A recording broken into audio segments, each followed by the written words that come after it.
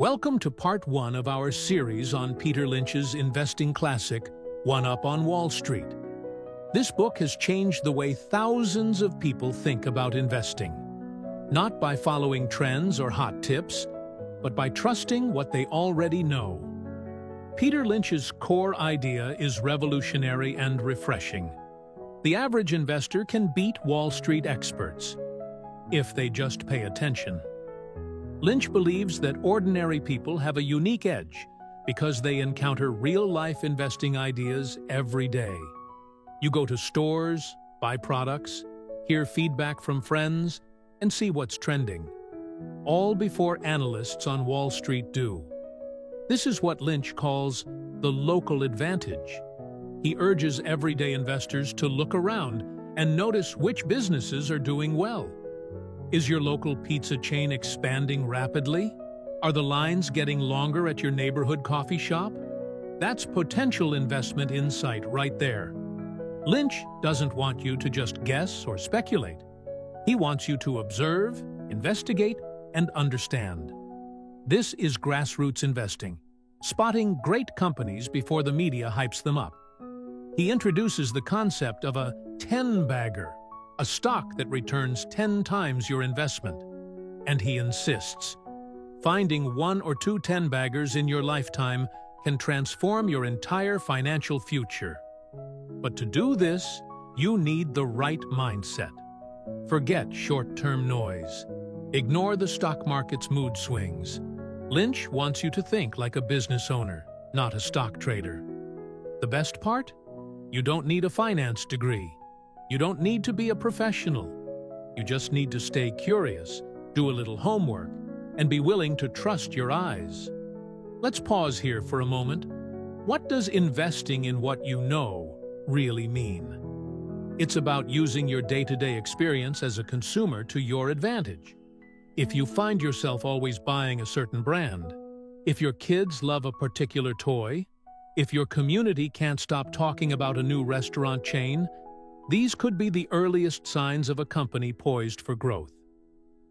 Peter Lynch shares real stories of investors who discovered million-dollar opportunities just by staying alert. A nurse who noticed a new pharmaceutical product. A teacher who saw the early potential of an education tech company.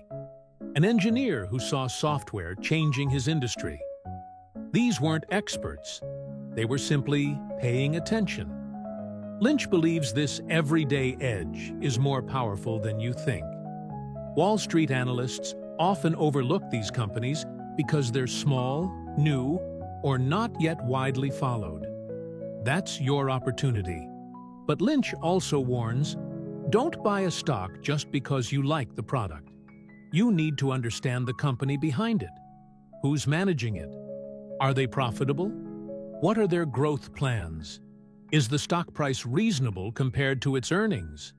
He teaches investors to ask questions like, how does the company make money? What is its competitive advantage? Is it growing revenue and profits? Does it have too much debt?